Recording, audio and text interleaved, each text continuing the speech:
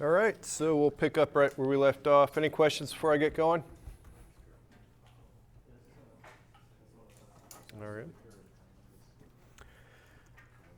So I'd kind of taken a little side jaunt down here at the end. Oops, I guess I had to bring that up like that. There we go. A side jaunt to talk about unions, and just for the sake of those who haven't used them or have used them sparingly. The only difference in this entire program was having union there instead of struct, which I had originally, and we found that all of these occupy the same chunk of memory when I create a person variable. And that was illustrated by actually initializing all three of these separately, and we found, I guess I can run it again. Going here.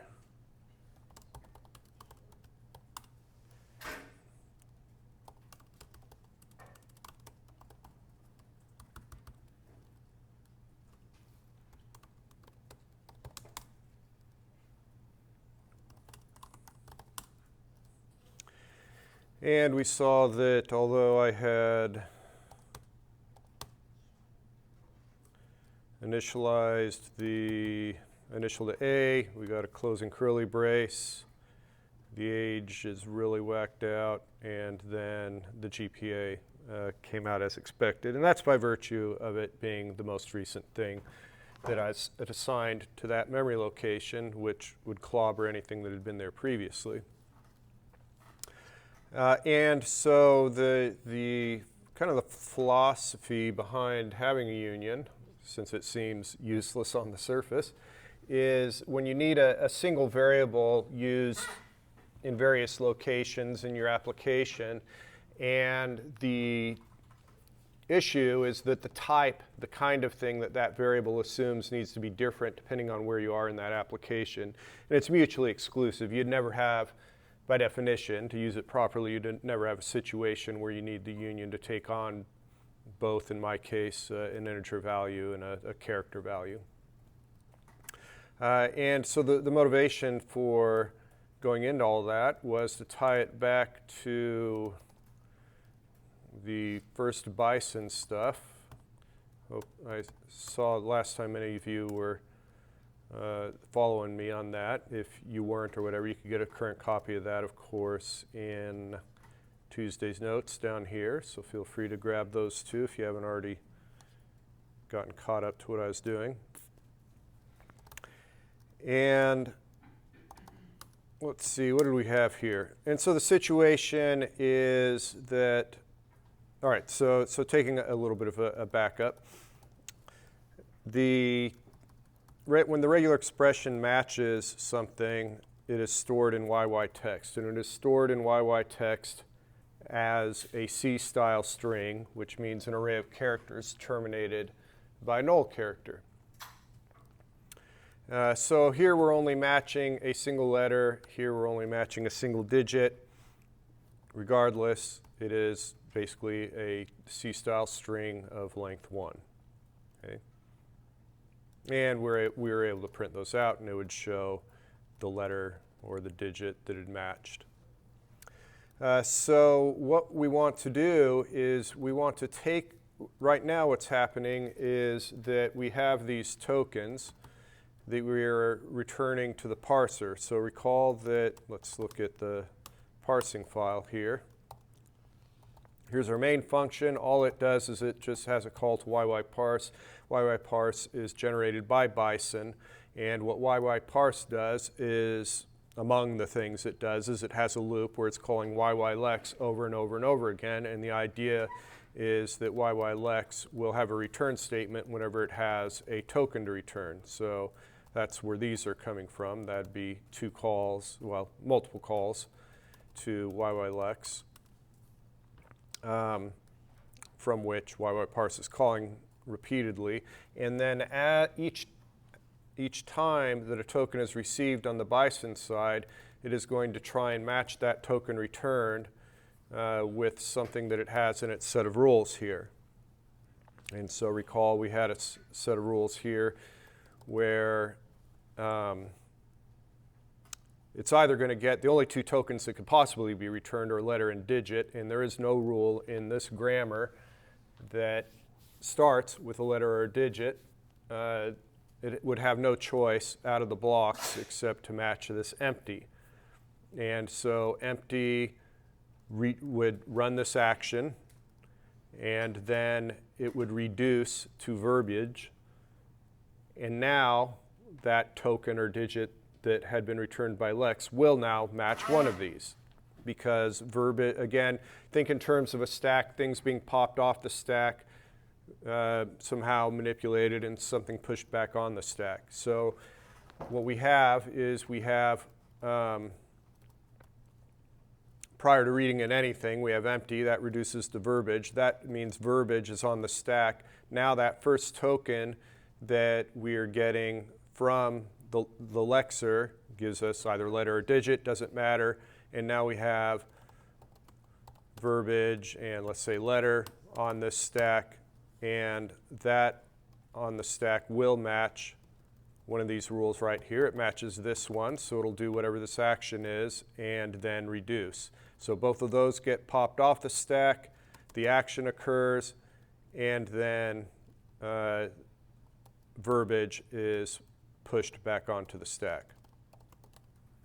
Reads in the next thing, it's either going to be a letter or a digit, and then it repeats. Okay?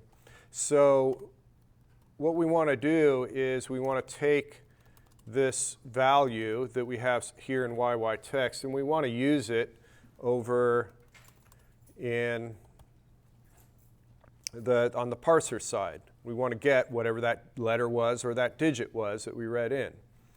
And in this case, we want something a little bit richer. We want it to be able to return a character if it's a letter, and we want it to return an integer if it's a digit.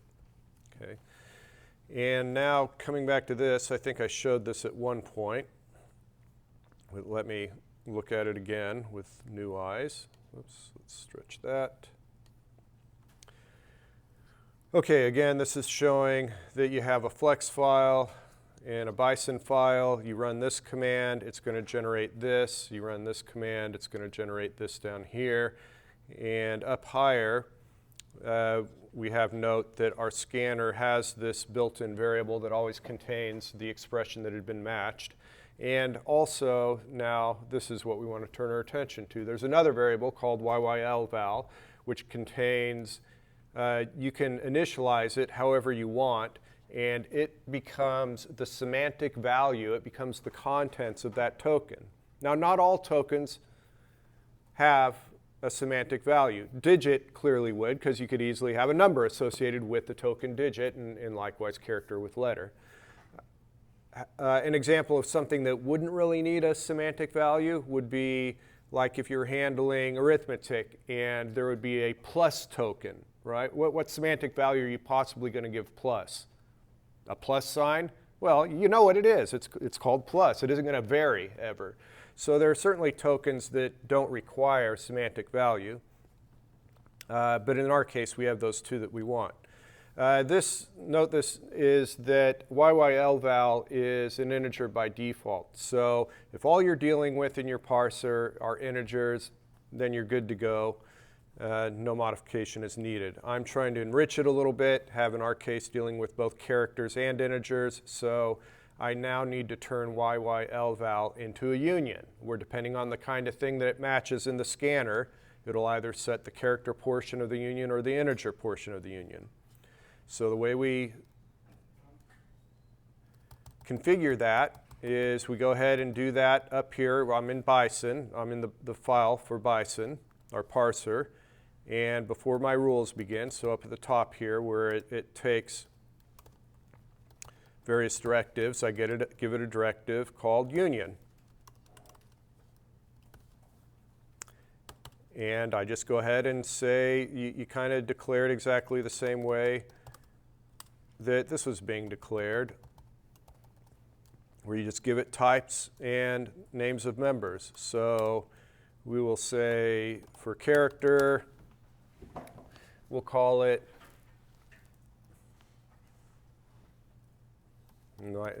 letter, and integer my number.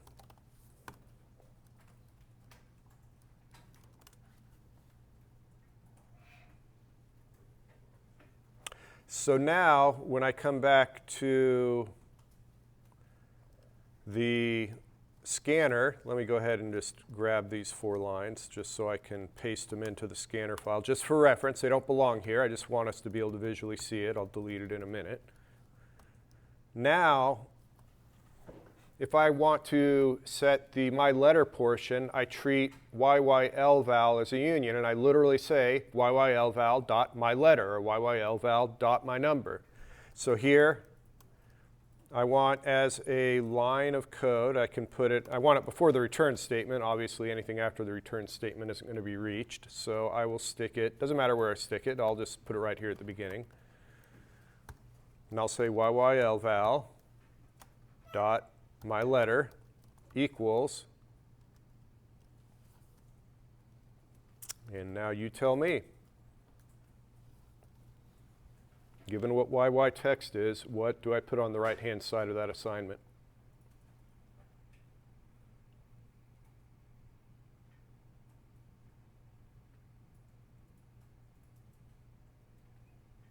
Let me actually let that hang in the air, and let's go ahead and repeat the exercise here.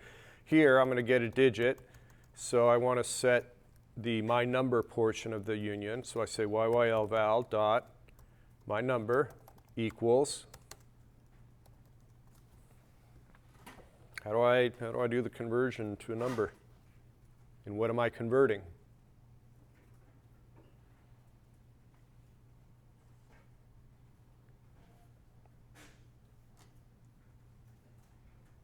So first, what variable is my digit in?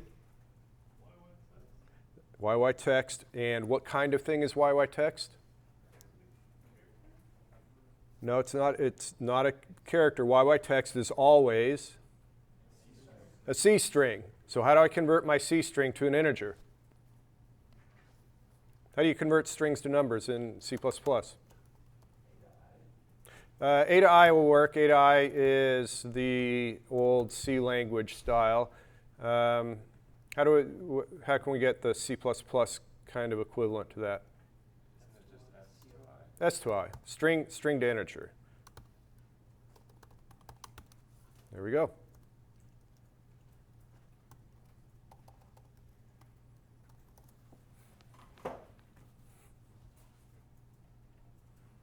So now, my question here is, how do I take my C string that is YY text and extract from it the character that I want?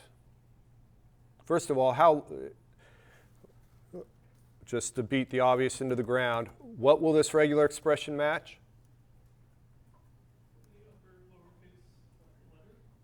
Right. And let me focus in on the singular letter. A single character, yes? It'll never match ABC because it would actually hit this rule 3 different times. We would get an A, and then we'd get a B, and then we'd get a C. So given that YY text is a C-style string, I know is only going to be 1 character in length. Yeah, 0 index, exactly. So this would be YY text 0.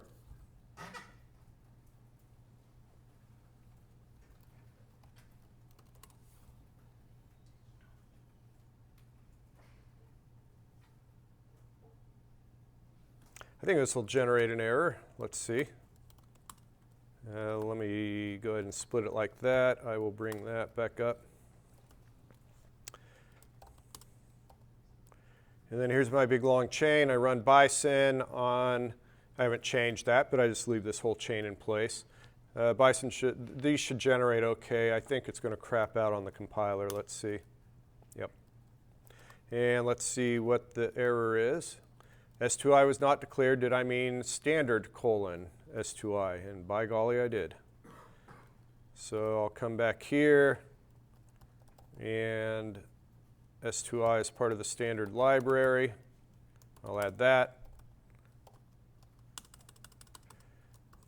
Try it again. Now it seems to work. There's no difference yet in any output I'm going to see, so let me go ahead and say printf ABC 1, 2, 3. I'll pipe that into my parsing engine here. And so here's that empty rule being matched.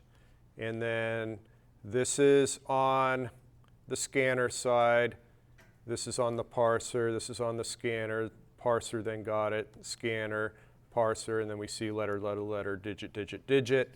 So everything's still working fine, but there's nothing different to see because although I have initialized YYLVAL with the semantic letter of this token, LETTER, I don't yet have a way, I haven't extracted it yet over on the parser side, right? The parser gets this token, and that YYLVAL has captured that semantic value of that token, that letter, but we need to now extract it on the parser side. Yes? You only made the modification to the .l? Did you also do... The modification I made to the parser was by specifying that YYLVAL was a union. That's all I added to the parser side. Okay. So we're here. What I want over here is I want the actual digit, the semantic value of this, or I want the semantic value of this letter. Let me come back here, and just to make things not quite as noisy, I'm going to come to the cout statement, and I'm going to just delete it. I'll do the same here. So now all we'll get, the only output we'll get will be from the parsing side. All right. So intuition, which fails us here, would have us saying something like cout, well, let me say got letter equals. So this is not correct. It's intuitive, but it's incorrect.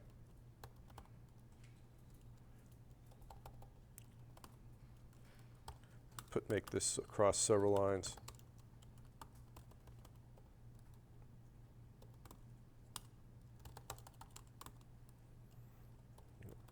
All right, so that's what I had before, except I've added this line here.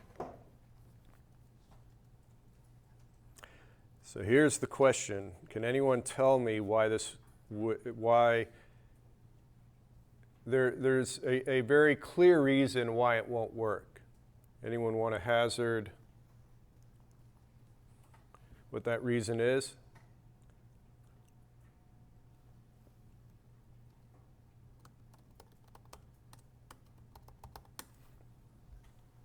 That's a valid rule. Yes, a valid grammar rule is a list of tokens, a combination of terminals and non-terminals. Okay, now let me ask the question again. What is wrong with line 21 with getting the semantic value of the token? There are a bunch of different tokens there, right? There may be an A, a B, and a 1.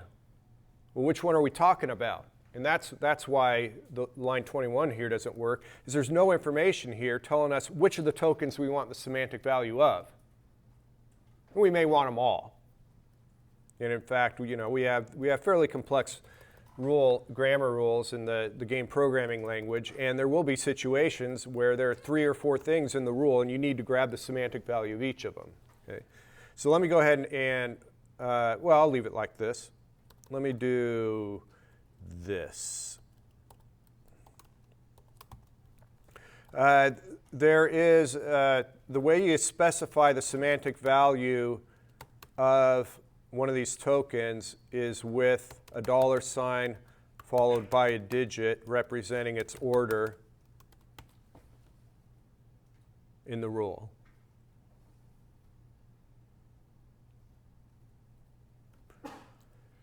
So in our case, where we had this, that would be $2, yes? And what you do is wherever you need it, you just put $2. And the Bison machinery will take that as kind of a macro, and we'll substitute into it whatever internal variable it's using to represent the semantic value of that second token.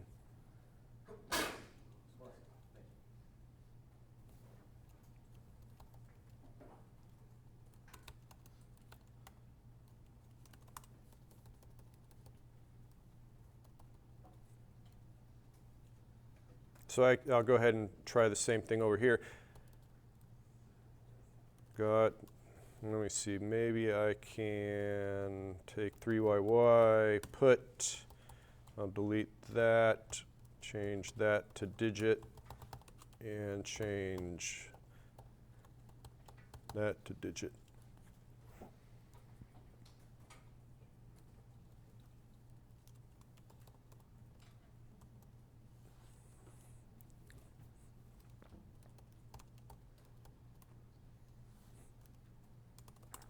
So in this case, $2 is a character, and in this case, $2 is an integer.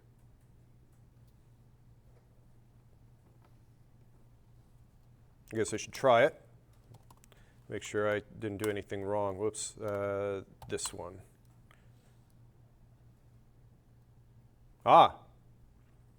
Okay, so the issue now, why is it telling me, let me see, how can I get around explaining this? $2 of verbiage has no declared type. All right. $2 has no declared type. So we have to say what kind of thing letter is. And the way we specify that is we come back up here to our token declarations, and we can add a little syntax to say what kind of semantic value letter is and what kind of semantic value digit is. And to understand what we want to put there, I never did delete this, did I? Let me bring that up here. Is we use angle braces, and we just put whatever we had written for the type in our union. So now this tells the Bison machinery, anytime you see letter, its semantic value would be the my letter portion of the union and the complementary one for digit. Just a side note on this, there's some flexibility in spacing here. I think I tend to take out that space just out of whatever weird quirk I have. Let me tell you the one thing you should not do is occasionally I get someone who will do this. And this is actually a bug in the Bison machinery. It will not properly figure that out. So don't have any spaces between those angle braces. So once I do that, I get rid of this. Try it again.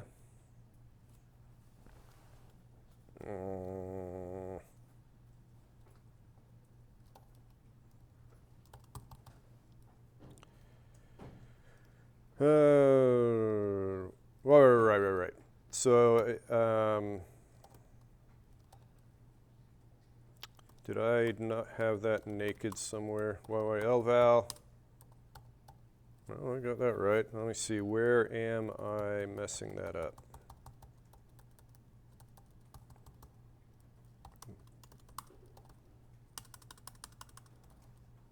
That's probably not gonna. Oh, wait. That's where it needed to be removed. It needs to, the union declaration, did I remove that from here?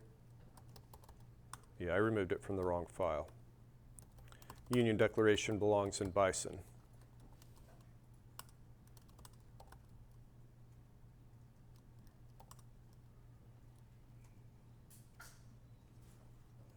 Run it.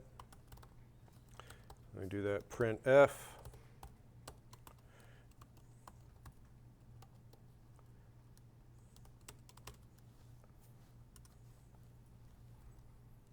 And now we can see on the parser side, we have access to that semantic value.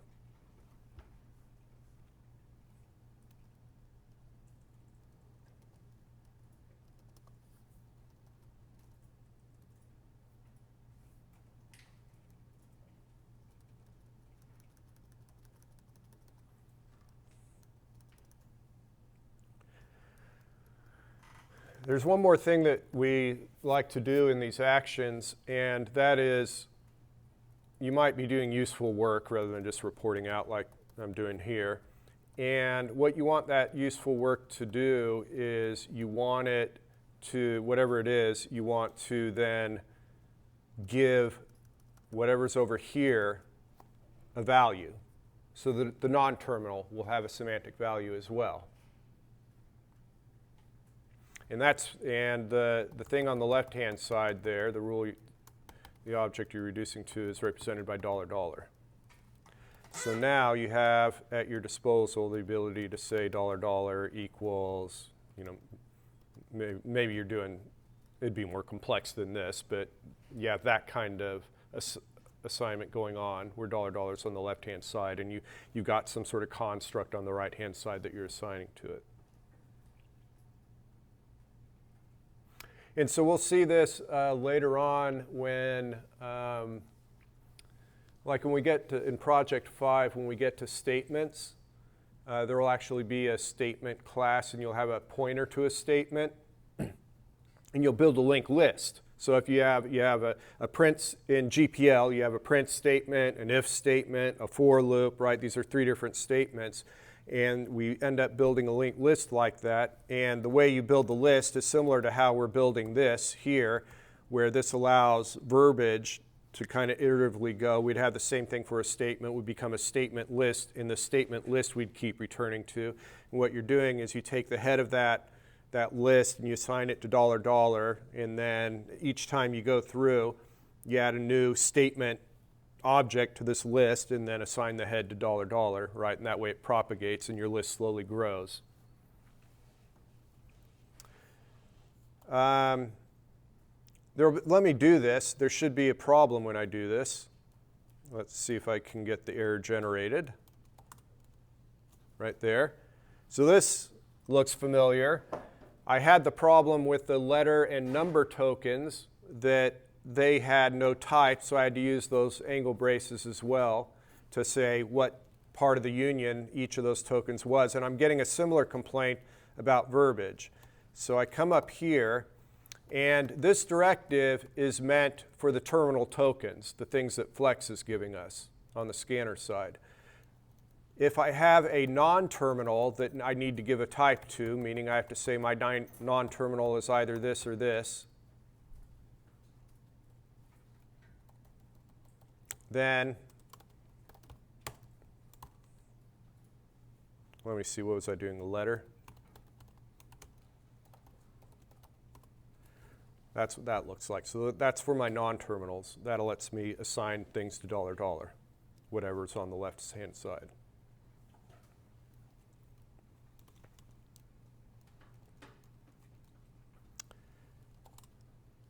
All right. I haven't done anything useful yet. Let me do something just vaguely useful. So every time I get a letter,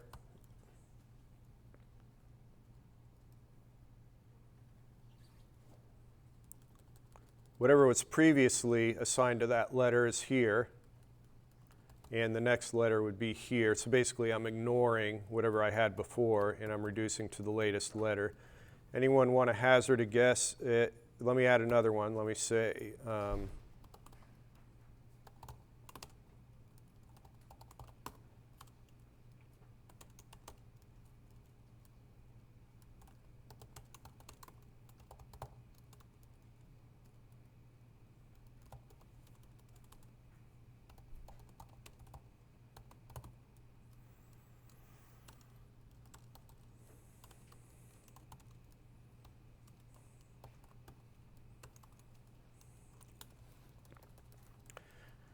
so this rule will be hit when there are no more letters or digits to be processed.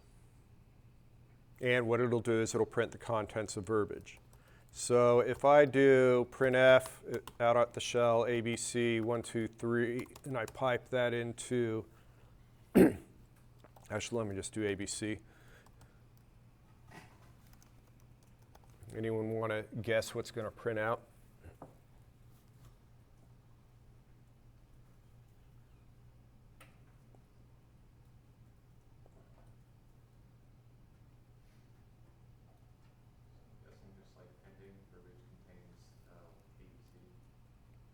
It would just, so, well, let's look. Let's do it. Let me delete that. Let me go ahead and build it. Print F ABC. I pipe that into a.out. Actually, let me clear the screen, get it up high.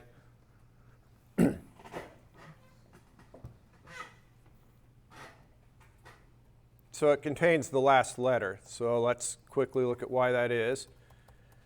We end up with verbiage A, and then we assign A to $. So now this is the only thing on the stack, and it contains A. B comes along. We match this rule, verbiage, with a semantic value of A, and this one has our new token B. I totally ignore $1. Note I don't do anything with $1, and I just take whatever's in $2, and I assign it to verbiage. So that's now B.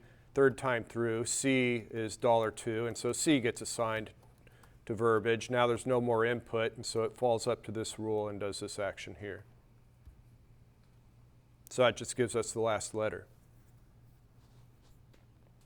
All right, I got a little task for you to try. And that task is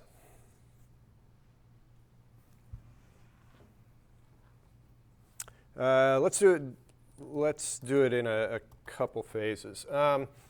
Let's say that if you get a letter, what I want to do is I want to print out the sum of all of the digits that are provided. And if you're provided a letter, then you just add 0. Right? You don't change that total. So make it such that I see the total of all the digits once this thing is done running, meaning that if I do the same thing, or excuse me, if I do, how about if I do 1, 2, 3, ABC, 1, 2, 3, keep the numbers low because I'm not good at adding. I think that's going to be 12. Should print out 12.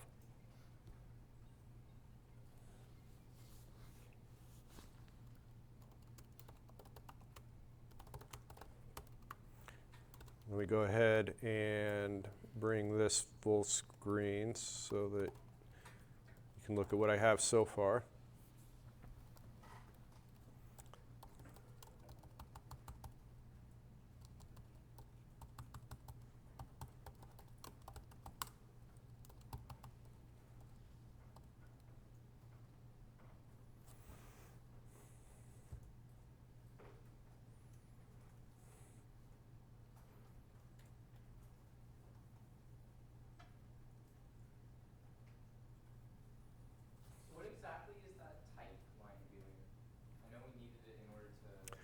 Right. So the way we specify the kind of semantic value the terminal tokens have, we use the angle braces for the token directive, right?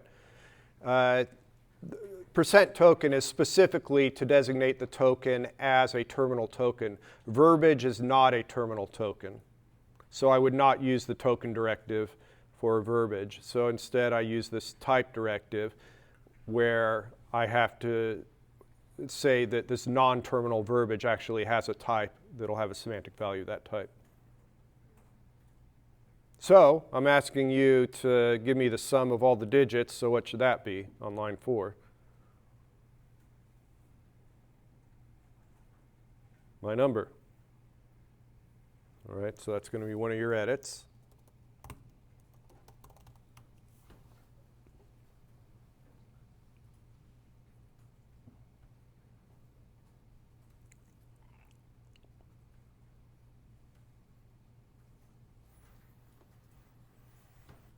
Line 25 is good to go. No need to change that. Pretty much all the other edits are going to be basically 25 through 36.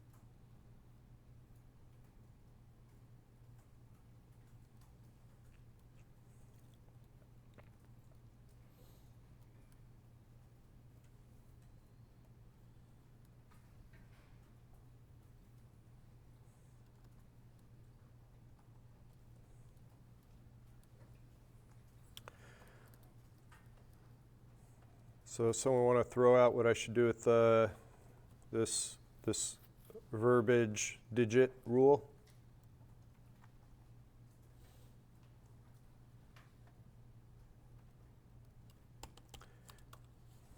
We're going to be assigning something to that. I want to keep increasing the sum, right? When I get 1, verbiage should be 1. When I get 2, verbiage should become 3. When I get 3, verbiage should go from 3 to 6. So how do I get the existing value of verbiage?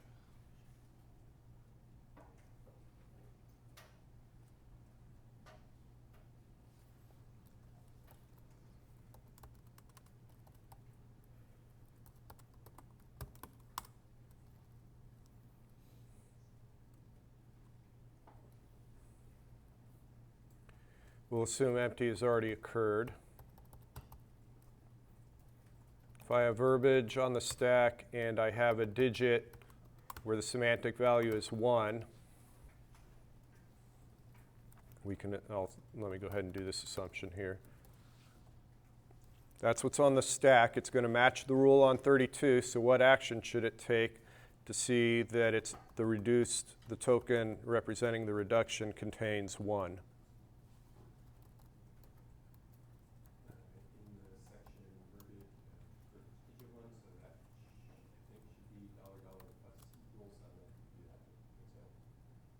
Okay, so it is, so $$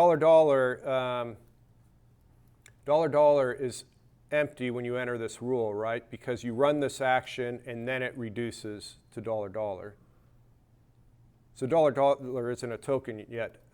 However, this does already exist, so you can, the close variant on exactly what you're saying is that, yeah? I said add 0 if it's a letter. I could basically say $1 plus 0, but right, I can just do that. Just you leave it unchanged. Whatever was in the thing you got off the stack, whatever, just push it onto the token of the reduction. Okay, so then my only issue is the initialization. I hit this rule before I read any input. So what should I go ahead and do for this rule?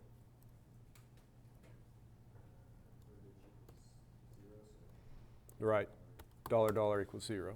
Got to initialize it.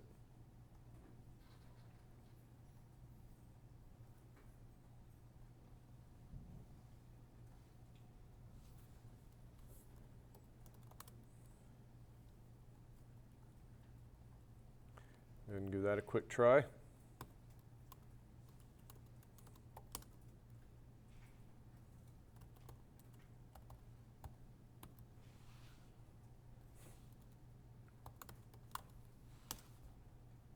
And there you go. Verbiage contains 12.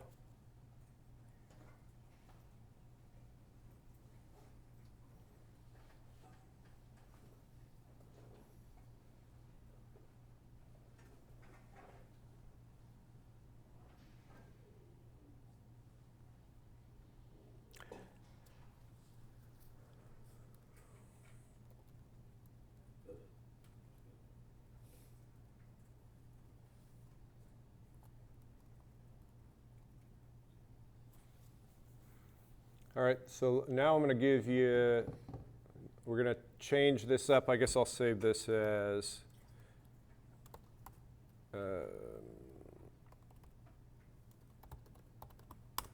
for the sake of the notes. So first bison.y .add integers will be what we have here. Yes, go ahead, please. So just based on this little exercise, what if, currently we changed verbiage to have to type my digit? I can imagine there might be different cases where we would want verbiage to be different types. But I don't imagine it makes much sense to declare verbiage as types. Well, how do you,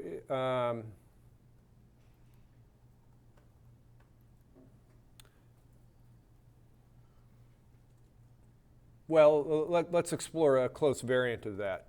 So what I want you to do is, if it's a digit,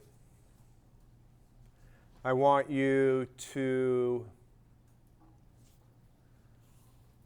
let me see, how do we want to do this? If it's a digit, then I want you to sum it up the way you've been doing. However, if it's a character, I want you to be building a string. So at the end, we print out the sum plus the string of all the characters, but not the digits. So if I say ABC 1, 2, 3, D, E, F, the string would be ABC, D, E, F, and then the sum would be 6. So in that case, verbiage is keeping track of two different things. We could create a structure.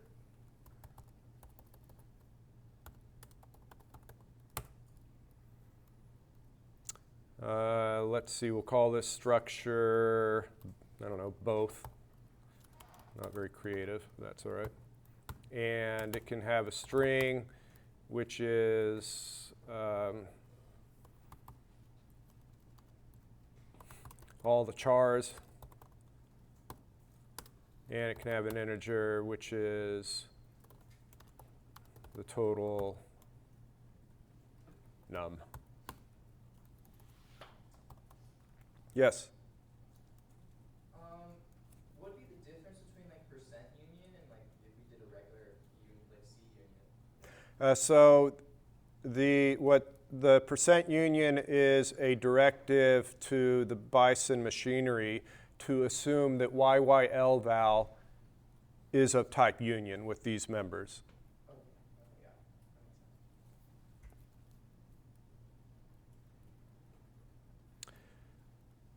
All right, so if I do this, and then let me go ahead and start it off for you. I'm going to come down here to empty, and I'm going to say that $$ is equal to new both.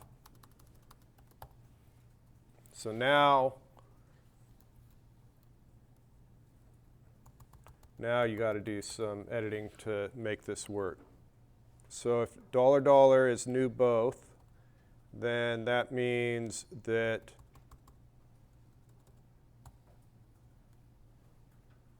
this is wrong. So what kind of, without setting aside whatever this label is, what kind of thing does verbiage need to be? A pointer to both. And so where do you have to add pointer to both?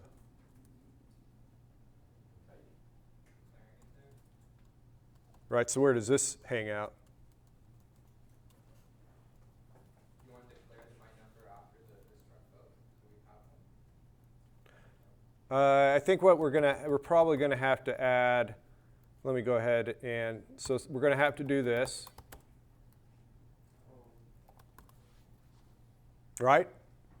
Our tokens can now have, whether it's terminal or non-terminal, can have one of three different kinds. It could be a character, it could be an integer, or it's going to be a pointer to one of these both objects.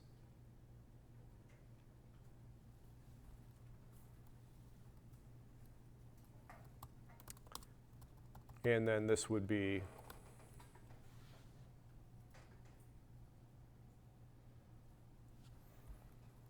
now let me see if it, I haven't made any changes to the rules yet other than empty. I said empty is going to have this. So let me comment this out. Anything I do with $, let me just comment out to see what issues I'm going to get. Oh, right. So, oops, what did I just do there? Percent on either side of it? Right, it's not, I didn't want this, it's not a Bison directive, this is a structure I'm just creating. So I can do this.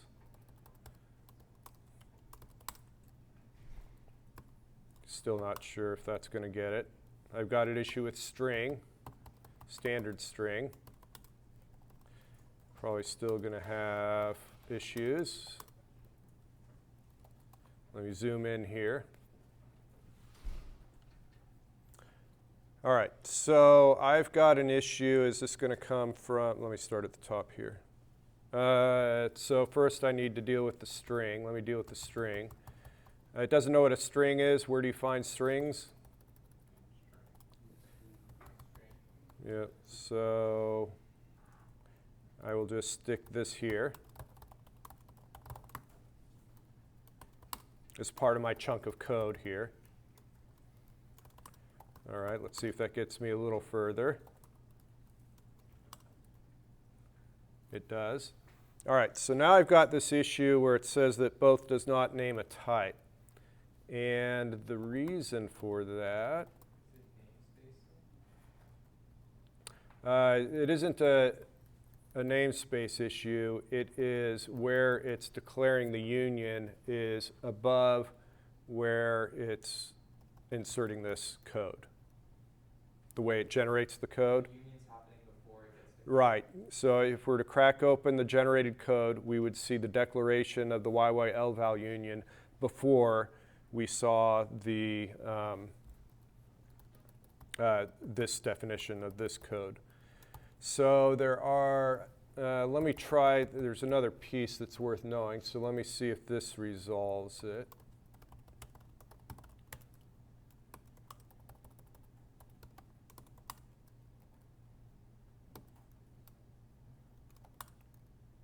All right. This is a variant of the percent curlies. It still does the same thing. It's still code it throws in. What it does is it puts, if I have this code requires directive, it will put this code in the header file that it generates. So now it'll come before. And another common use for this is stuff that's also needed on the side of the scanner. Now it just so happens that we're not doing anything with both in the scanner, but as we do the projects, we will have stuff that needs to be seen by both the scanner, our own types that needs to be seen by both the scanner and the parser, and so we wrap it in this code requires so that it goes in the header file, which is included in both places. All right, anyway, by doing that, that gets this structure happy. And that means that this compiled just fine. So now we just need to modify these three rules so that on line 34 I can print out the string that it's built and the sum. If we get a letter, we're going to be appending to that string. If we get a digit, we're going to be adding to a sum. And you probably want a little bit more initialization here when you're dealing with the numbers.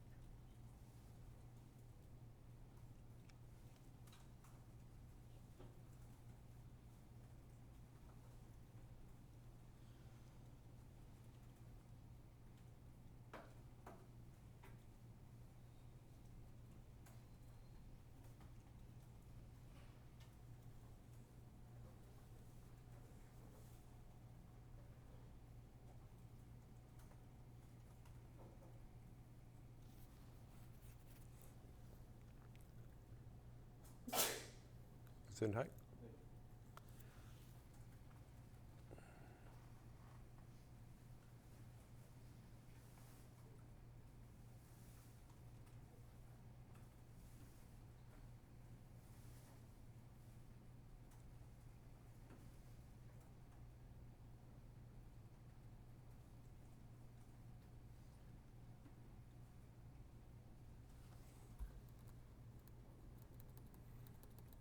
What additional initialization do I want? Now when it creates a string, this string runs a default constructor, so it's initialized to be empty, but our number is uninitialized. So give me a line of code that is going to set the number portion of our structure. Let me look at that. There's our structure here. Let me grab that, put it down below just so I can refer to it.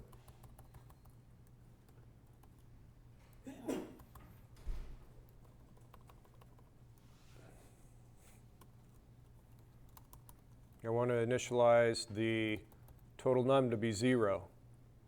How can I do that? $$ is just a macro for a variable, so just use it just like you'd use a variable. Could you create a constructor for both? Just initialize them? You could create a constructor for both, yes, but I'm not going to. But yeah, that's not a bad idea. What if you're not creating a constructor for both? How can I just initialize the total num directly where my question marks are? Would it be like $$sign dot, the underscore total num? No. That's actually pretty close. That's not quite right. The arrow. Yep.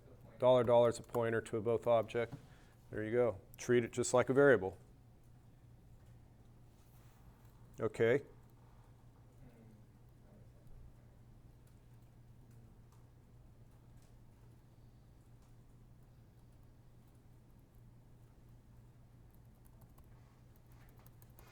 So what happens here? Would be arrow the total number.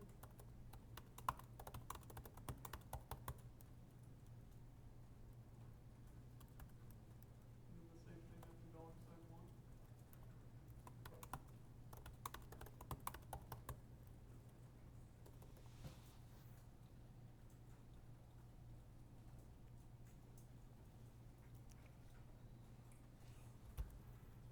$1. Uncomment that. And then for our letter,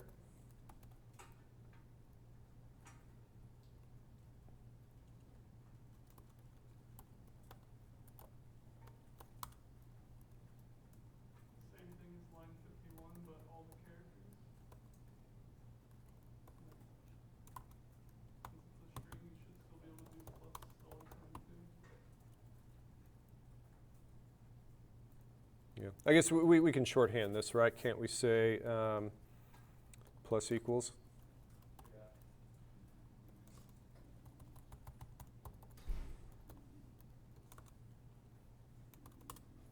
$2. Yeah. Oops, that's not right. That's not right. No. It's $$ equals $1 plus equals. Yeah.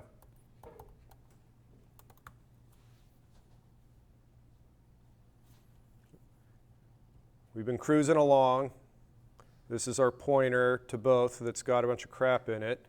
So we're going to take it, and we're going to take the total num portion, we're going to add whatever's in $2 to it. And we'll assign that. This assignment is then wrong. So I guess it's got to be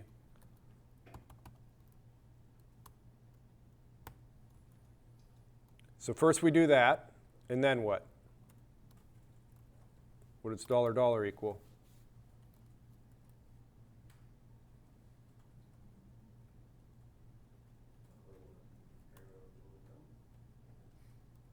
What kind of thing is $$? A pointer. A pointer. What pointer should it hold when it's done doing its magic? Where else is that pointer?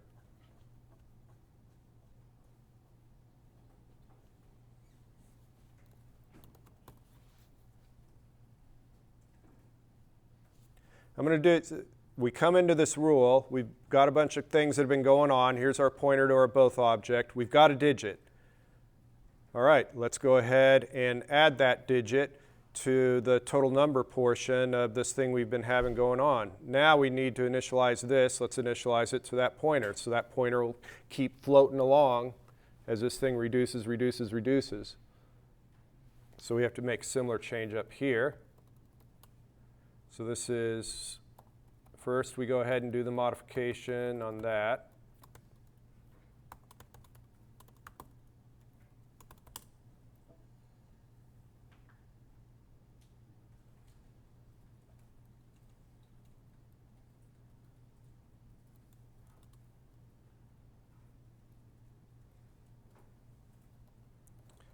Get rid of this.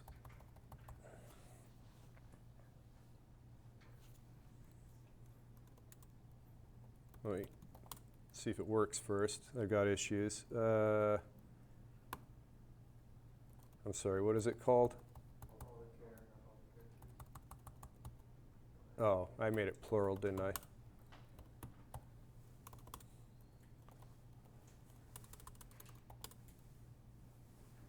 All right, so I've screwed something up. Oh, I haven't done that yet.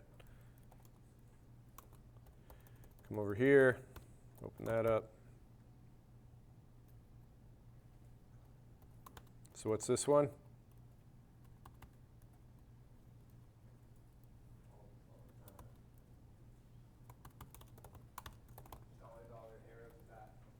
It's not dollar dollar.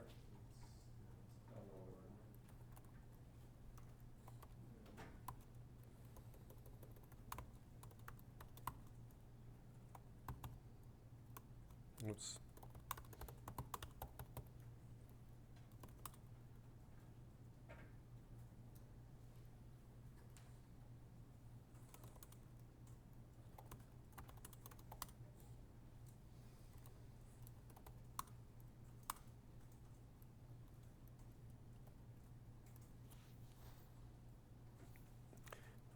Let's do 1A, 2B, 3C,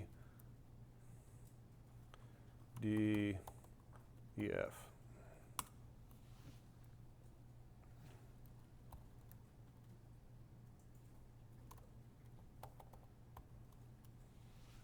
So that worked fine. The characters it built into a string, the digits it added up. Let's come back here. Can someone articulate any confusion that they would like me to elaborate and resolve?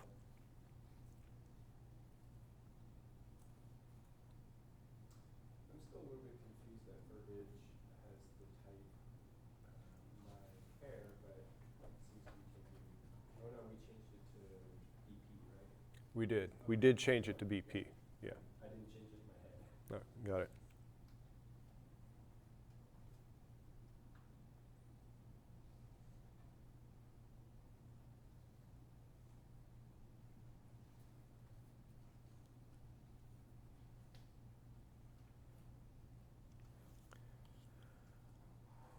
So again, it's helpful to think of this in terms of a stack. We'll actually in the coming days be looking at some exercises in a lot of detail using the stack and this reducing. But it's called shift and reduce. It asks the lexer for a token and shifts it onto the stack, asks the lexer for a token, shifts it on the stack at some point. All the stuff on the stack or some of the stuff on the stack is going to match a rule. It's going to pull it out of the stack. It's going to do whatever code you've written, and then it's going to push the resulting token onto the stack along with its semantic value if you assigned something to $, asks the lexer for another token, pushes it on the stack. And so that's the kind of process that's going on. Yeah. Where does optimization fall into? Compiler optimization? Yeah. Right, so we're just, we aren't doing that part of it. The optimization would come with the translation that you output. So the G++ compiler is ultimately translating into assembly language. And so it would be a matter of, at least in that context, identifying things such as dead statements or eliminating them. And then they wouldn't be included in the generated code. So we obviously don't have that kind of thing going on here. So far after all this kind of takes place, it wouldn't be in the middle of any of this. It would be after we've scanned it. Right. There'd be Right, it'd be keeping, I mean, it isn't blindly just going through, right? It'd be keeping track of things, and then, yeah, there'd be some analysis that would be part of that as well. All right, yes? So the dollar, you said it's just like a name placeholder essentially? Or is it They're, right, all of these dollar variables are just, the way of thinking them is as macros for these tokens in the production. Meaning that whenever you see $, I have to look at verbiage, I come up here, whenever you see $, all the way up here, it's going to be this variable, which is a pointer to both. So you use $, just like you'd use a both pointer. And then so on and so forth, right? So $1 would also be a pointer to a both object. And digit is going to be whatever digit is, in our case, an integer. You use $2 just like you'd use an integer.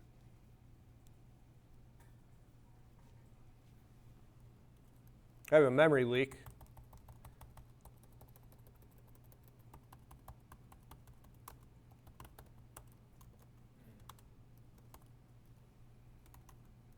Eliminate the memory leak.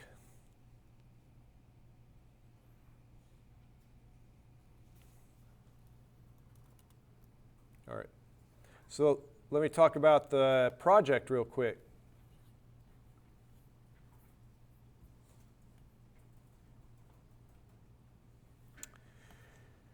Let's see, modules.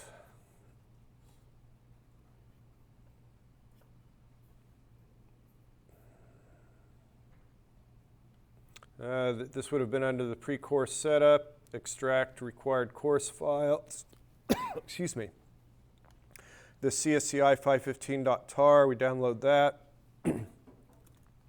Move it somewhere where you're going to do all your work.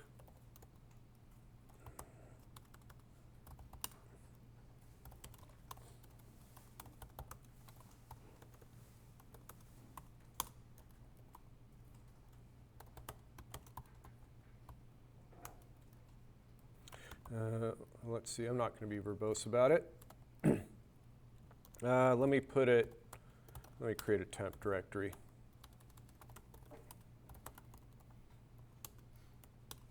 All right.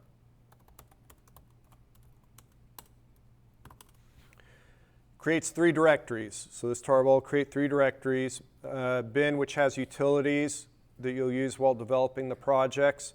Doc contains what you see in these project write-ups. So we do have here in the modules, if I click on project 1, it's this project 1 write-up. All this stuff is, all these projects are write-ups are on ECC Linux. And if I click on the breadcrumbs here, all this is just one big kind of linked document that you can traipse around in. You also have a local copy of it if you want a local copy for any reason. All that's under doc.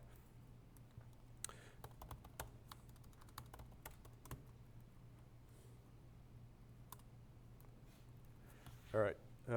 So that, again, we'll look at some of these. These are utilities to help you do developing the projects. This contains all in the HTML directory, all the project write-ups. This is where you spend all your time. In source P1, P2, P3. And let me go then into source P1. Oops, let me not do it here. Let me exit out of that. Source P1. All right, so this is project 1. It has a make file and some header and source files. Talking about them briefly, error.cpp and error.h. In order to be able to do automated testing, whenever a problem occurs, I need the error that you report to be identical for every one of you. So normally you'd be at liberty to generate your own errors if you multiplicative variables or invalid parameter, all these kinds of error messages that you get. All those have been standardized so that you all get the exact same errors, and that's what's in these files. You shouldn't need to worry about them for this project. We'll be looking at it in more detail in the following projects. But they're there. GPL.cpp, it contains the main function doing like, let's see, right? So processing these command line arguments and that kind of thing, all that's handled in the main function. So you don't have to deal with main at all. There is a skeleton for the Bison file and a skeleton for the Flex file.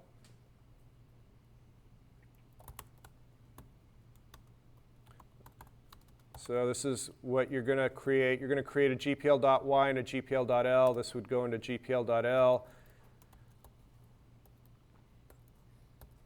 And this just has, it's not very long, 48 lines, right? So there's some preamble stuff here to save you some time on that. And then all of the regular expressions are going to go in here. And then finally, any code you have down here goes down there. All right, so that's that. You just, what's that?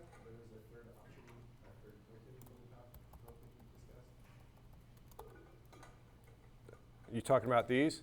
Yeah, the third one. Let's see. Yeah, I don't think I've talked about that one either. This allows you to push something back into the scanner, and I'm preventing that from happening. This is, so the G++, remember, if you recall, if you did not have a regular expression to process a character, it would just be echoed back out. We don't see that in G++, right? You compile something, there isn't stuff that G++ doesn't handle that spits back out. In the same vein, we need to handle 100% of the possible inputs, characters that you're going to get. And so rather than echoing it out to the screen, your scanner is going to jam, would be the term, and it'll just stop processing if there's something that your regular expressions don't handle. So that's what that is. And some of this stuff we'll be looking at in more detail. This is like all the consistent error reporting that we get. Let me zoom ahead to, So then we have grammar for the parser. The grammar is provided. We'll be playing around with this a little bit during the semester, but it would be a semester long just to come up with the grammar.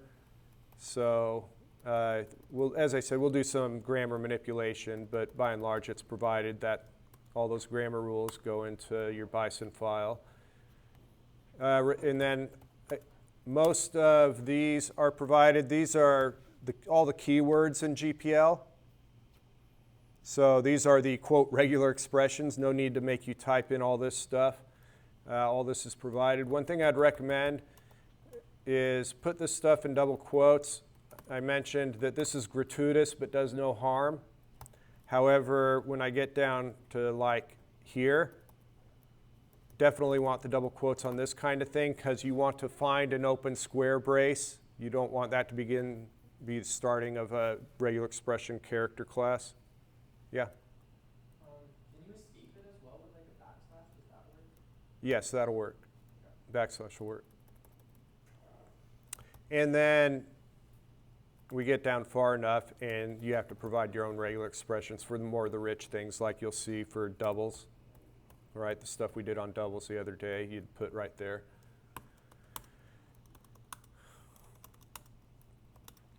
And then, so all of that, if I go to this first project write-up, it walks you through what you need to do. It gets to a point where you have to do testing.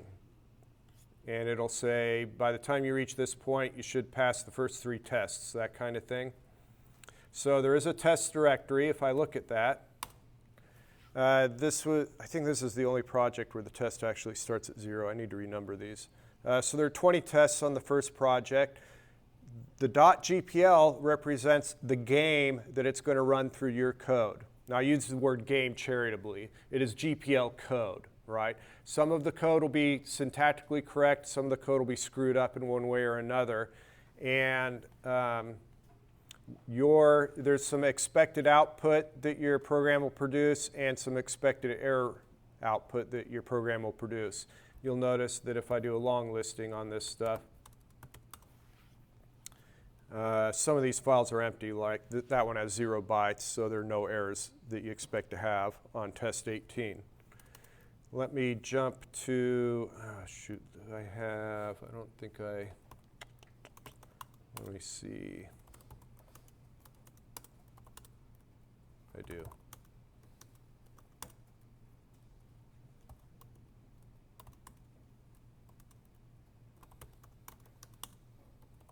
All right, so here's my project one.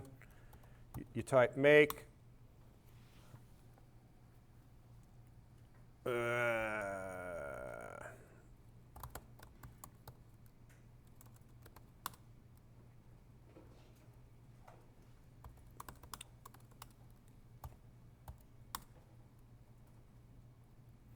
And then, again, that bin directory.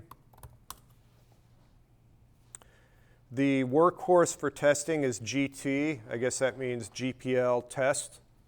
And I can give it a test number. So I can say GT4, and it will run the executable that it created on test 4. If I do an ls, that created a results directory. If I do an ls on results, you can see that this is the error code that my program generated, the regular output mine generated, and then this is just a little flag to show that it passed the test. Okay. If I type GT and I don't provide any information, it runs all the tests except for tests that it already passed. So if I come back up here, you'll note it went 2, 3, 5. It did not rerun test 4 since I passed test 4. What if you get a test wrong? I think that is what I had here. No, that isn't what I had there. Let's see, is this going to work?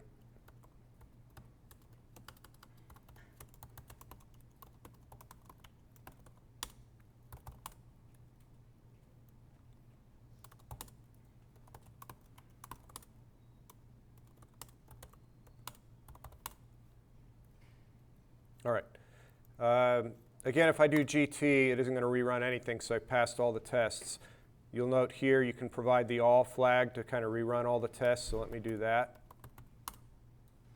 And now we see that it's reporting that on a lot of my tests, standard error is incorrect. Okay? There are 3 things to look at when you get an error. Start with the GPL file. So like I got test 13 wrong, let me go ahead and look at tests/test13.gpl and see if there's anything that's obvious there. That's the first thing you should look at. The second thing you should look at is the error file. Now in this case it says the error was incorrect, so that's nice.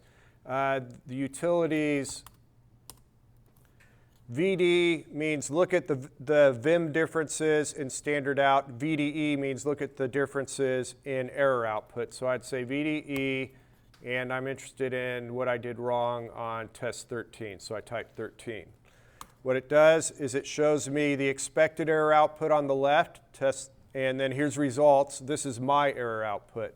And we can see, aha, there's where mine is different. Okay? And then if you're not familiar with Vim, :QA, we'll quit out of all of it. So that is the general process for testing. And then we'll just pick it up on Monday. Try hacking at this and post questions Piazza, and also, not Monday, Tuesday, we'll talk about any questions you have on this.